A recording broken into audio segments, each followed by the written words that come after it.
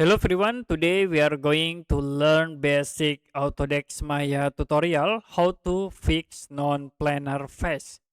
So for example, I will create the cube objects and you can change for the subdivisions like into 3 or 4 like this. The next I will use the edge selections. I will select at this edge and then you can use the move tools to move the edge. So we have this example non-planar face and you can go to the orthographic view. So like in this front view, not planar.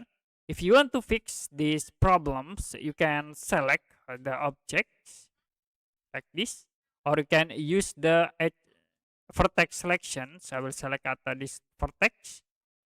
The next we can use the scale tools. So we can scale slides in this green axis, move to the bottom here.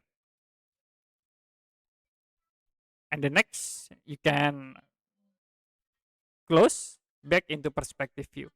So it will be automatically fix the non-planar face.